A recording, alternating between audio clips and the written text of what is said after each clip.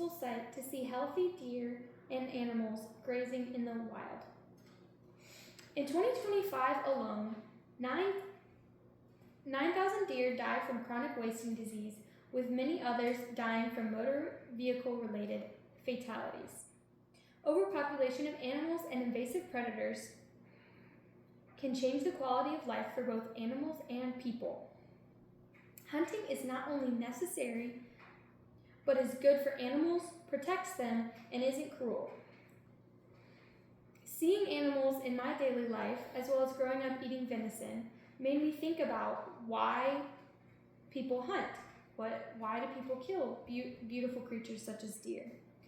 But through research and conversations with people I know that are hunters, I realized that hunting is a necessity and a kindness. It is important to understand the nuances and reasoning behind why hunting is an ethical practice and to support those who hunt or start hunting yourself. Overpopulation of prey and predators are a major issue in Tennessee wildlife. Everyone should be concerned with preserving native animals and their health.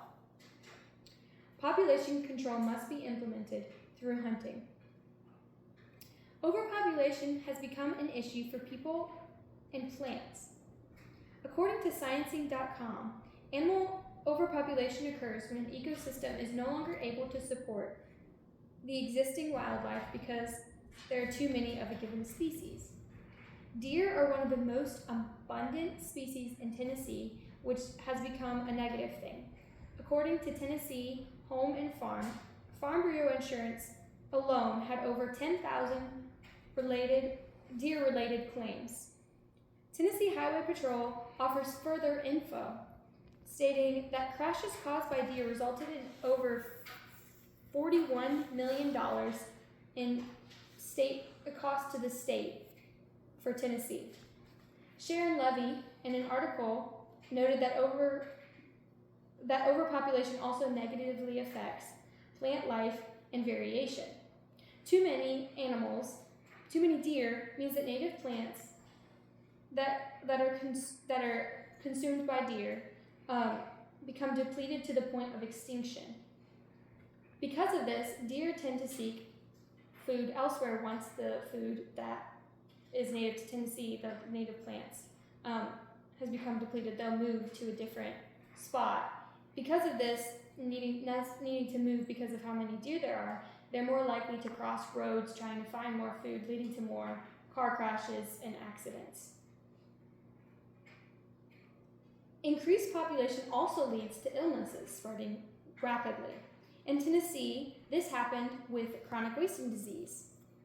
According to Tennessee Wildlife Resources Agency, chronic wasting disease is a progressive fatal disease of the nervous system. It causes damage to portions of the brain. Basically, it makes like holes in the brain that makes it look like a sponge.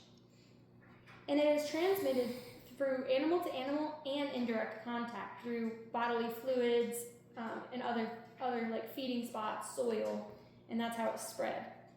Without hunting, chronic wasting disease would have taken a devastating toll on the population of deer in Tennessee. Tennessee Wildlife Resources Agency incentivized hunting within affected areas, effectively closing off the portion of the state that had infected deer.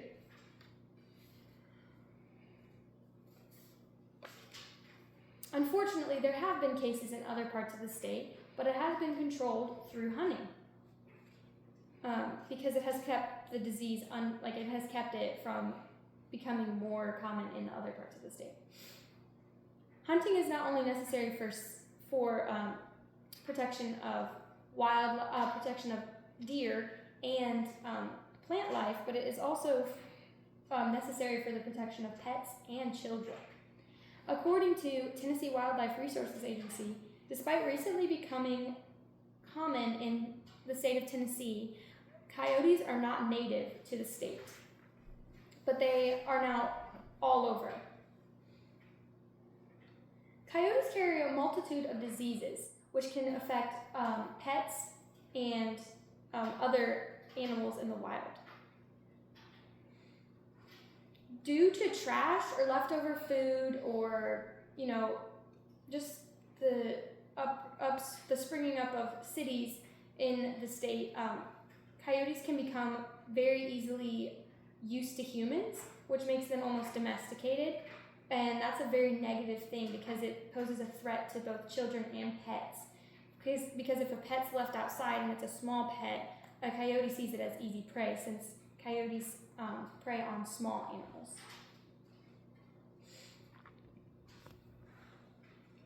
This can also lead to attacks on children that are left alone outside, or even children who are not left alone outside, but if they're small, coyotes tend to see them as prey. Controlling population of coyotes decreases the occurrence of these instances of attack on pets and children.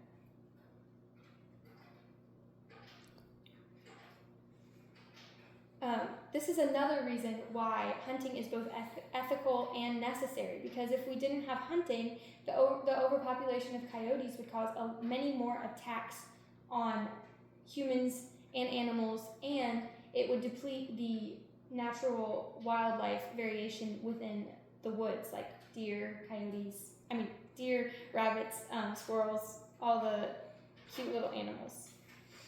Because of the threat posed by these coyotes, no hunting season or bag limit is imposed on coyote hunting. So basically you can kill a coyote any time, not necessarily any place, but most places, and you can kill as many as you want, basically.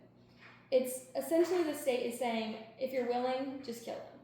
So that's how serious that the threat posed by coyotes is.